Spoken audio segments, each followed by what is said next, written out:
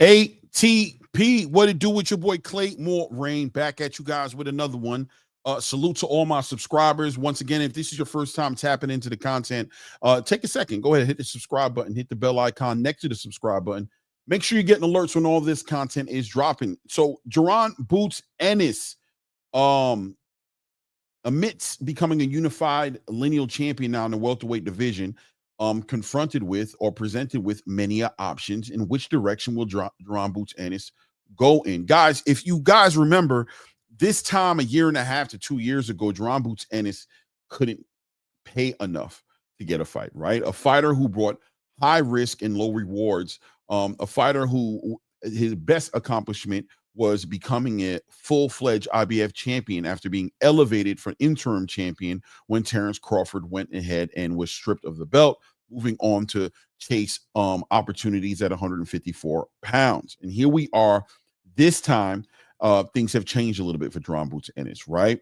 Rest in peace, Cameron Duncan, management for Jaron Boots Ennis, and of course, a relationship he also had with Showtime via Steven Espinosa also faded to black when Showtime jumped out of the boxing game, let go of the PBC, and moved away from boxing in general, and kind of left Steven Espinosa floating around out there trying to see what was gonna what was gonna happen to him, and in turn left Jaron Boots Ennis pretty much in the dark, right? Dealing with Cameron Duncan's I was going to say ex-wife, but not ex-wife, but widowed wife. Ms. Duncan trying to figure out what to do with the Jaron Boots Ennis, and Jaron wanted his freedom, got his freedom ultimately, and was given an opportunity to work with the great Eddie Hearn, who in turn had connections with Turki Al-Sheikh and started to make his own presence felt in the American boxing scene. He decided to go to Matchroom, and maybe that was the best decision that could ever happen to him, because since that relationship with Eddie Hearn, Jaron Boots Ennis has had 2 big events in the Wells Fargo Arena that he headlined, and the whole city came out and represented and showed him love, and became the face of boxing for Philadelphia boxing, and also ended up fighting a fight with Emanianis Stanionis, having that fight set up to become a unified champion, a fight that he fought out in Atlantic City. And here we are today in the present moment where Jaron Boots Ennis is a unified lineal champion, and everybody wants a piece of Jaron now, right? Jaron, people said he looked a little pedestrian against 2 fights that he had. One against David Avanesian, even though he ended up stopping David Avanesian when it was all said and done, but they still felt like he got hit too much. And then another fight he had with Karen Kudajin, a fight where Karen ran away from, it was a sequel, a second fight, a rematch that in the first fight, Karen ran all around the ring and looked like he didn't want to engage with Jaron Boots Ennis. So this wasn't a fight that Jaron was very excited to go into, but was a mandatory of the IBF to make it happen. What was Jaron going to do? Now, let's stop right here at this point and put some context and perspective as to what happened around that Karen time. Well, around that Karen time, Eddie Hearn was shopping around, supposedly, the welterweight division amongst the champions, whether it be Mario Barrios, whether it be Stanionis, or whether it had been, at that time, been Brian Norman Jr., the WBO champion, a newly crowned young WBO champion, and seemingly enough wasn't able to come to an agreement with any of the fighters. Or is that what really happened? Because if you really look at it, Brian Norman Sr. caught gist of the story that none of the champions wanted to fight Jaron Boots Ennis, and quickly came out, exposed Eddie Hearn, and said he made us an offer. We made a counter offer. We never walked away from the table. Don't let Eddie Hearn lie to you. We're here and we're looking to make a fight as well. Well, music to Jaron Boots Ennis's ears, right? So the negotiation jumps back off. Eddie Hearn and Brian Norman Sr.'s team going back and forth on offers. Ultimately, Brian Norman Sr. refused to budge past $2 million. Eddie Hearn had no more to give outside of $1.7 million. They weren't able to meet at the mines, and the fight went ahead and fell to the wayside. Now we can go back into that moment where, because of that, Jaron Boots Ennis had a hard decision to make. Was he going to vacate his IBF title and make a move up to 154 pounds? Keeping in mind, of course, that there was an opportunity for him to fight the likes of a Virgil Ortiz, right? That Turki Al-Sheikh wanted to see him fight at 154. It would have debuted Jaron Boots Ennis at 154 pounds. A lot of people looking forward to see Jaron Boots Ennis move up in that division. A lot of great fights, legacy, and everything to make happen in that division, but Jaron Boots Ennis stuck to his guns and wanted to go ahead and pursue legacy at 147. And as long as there were going to be opportunities for him to unify the division, he wasn't going to move from the division.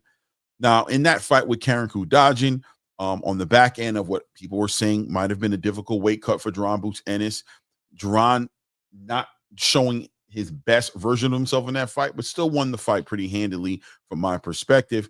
But it seemed like it exposed some chinks in his armor, some opportunities for other fighters who may have not been as confident to make a fight with Jaron Boots Ennis, now seeing opportunity for themselves, namely Brian Norman Jr. and Sr. Well, Brian Norman Sr. spoke out in the space, communicated that he saw a lot of holes there and knows for a fact that his son will be able to beat him, and now became a little bit more motivated and willing to fight Jaron Boots Ennis. Well, once again, music to Jaron Boots Ennis's ears, as the only thing keeping him at 147 pounds is the ability to unify. So on the back end of now in a Manianis Stanionis fight that Eddie Hearn was able to also coordinate, Jaron Boots Ennis wins that fight and becomes a unified champion in the division. Now, what does Jaron Boots Ennis do at this moment? Guys, Jaron also, food for thought, had to hire a nutritionist for that camp against Stanionis, or at a minimum chose to hire a nutritionist so he can make the weight in a healthy way. So that would lead most people to believe that there's a time clock on Jaron Boots Ennis' ability to continue to make the weight at 147 pounds. And eventually, if something doesn't move in the direction of him becoming another unified title holder or undisputed title holder, then he may entertain, and probably would entertain, leaving the division and going up to 154. Now that he's become a unified champion and a lineal champion at 147-pound division, has this satiated Jaron Boots Ennis' appetite for the legacy he was looking to build at 147 pounds? And if so, is he willing to go ahead and take that move to 154 pounds?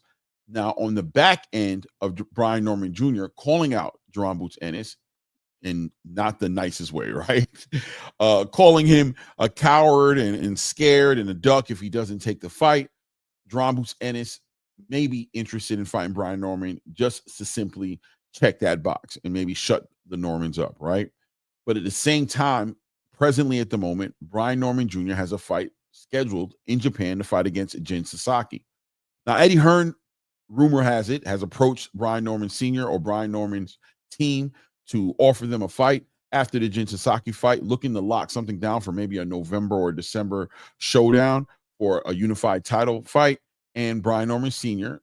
says, listen, my son has a fight in front of him right now with Jin Sasaki, and we're very interested in that fight. We're not turning away from that fight, but until we're done with Jin Sasaki, we're just not interested in negotiating. Once again, from my point of view, I don't see the big deal with that, right? I mean, this is a big deal. And, you know, on the back end of a victory against Jin Sasaki in Japan, that would surely bring something to the market value of Brian Norman Jr. And although he will probably would never be in the A-side seat on negotiating with Jaron Boots Ennis, bringing in any kind of leverage you can, market value, will help Brian Norman, the Brian Norman team, negotiate the best lucrative deal for them, as well as put them in position to be in the legacy fight.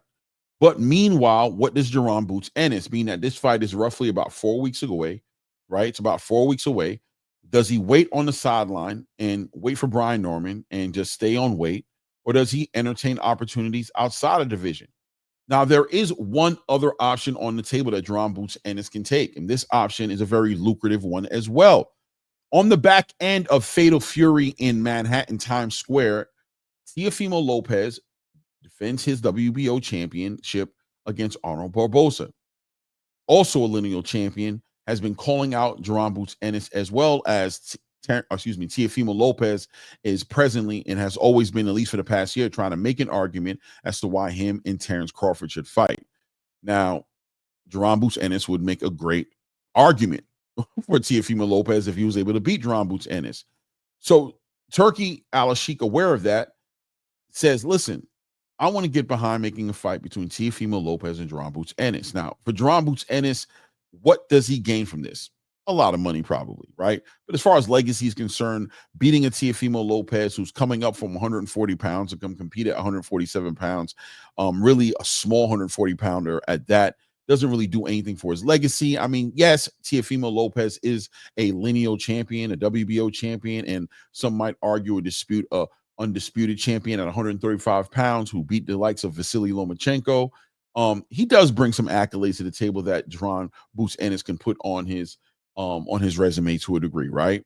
But at the end of the day, when it's all said and done, Teofimo will always be the smaller fighter that came in trying to be great against a bigger fighter called Jaron Boots Ennis. Jaron Boots Ennis, some might argue, is supposed to win that fight, right? But the prize speaks for itself. When you're dealing with Turki Al-Sheikh, if it don't make dollars, it don't make sense, and it always makes sense with Turki Al-Sheikh.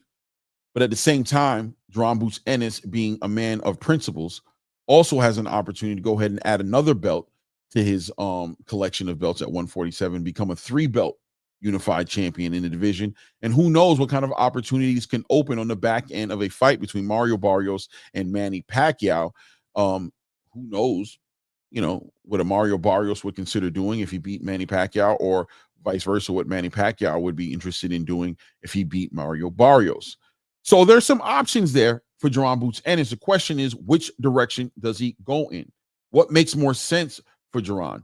Does unifying the titles and fighting against Brian Norman make sense? Is that the fight that the fight fans really want to see, is a fight between him and Brian Norman? Or do the fans really want to see him against Teofimo Lopez and see Teofimo Lopez go and head out and try to be great, or at least B, shut him up, as Teofimo Lopez lately has been on an anti-driven campaign based on a lot of racial slurs and things of that nature. A lot of people just want to see Teofimo get his behind, get some belt put to cheeks on Teofimo Lopez, right? So Brian Norman fights Jin Sasaki. Mario Barrios fights Manny Pacquiao. Jaron Boots Ennis waiting for what decision will be made. I would think in the next month or so, a decision has to come into the conversation so that Jaron Boots Ennis can begin to prepare accordingly. You guys let me know what you think in the comment section, though. Which direction makes more sense for Jaron Boots Ennis? I know a lot of people are interested in seeing Jaron fight Teofimo off the strength of they believe in his ability to go ahead and beat Teofimo, and they want to see Teofimo take a loss.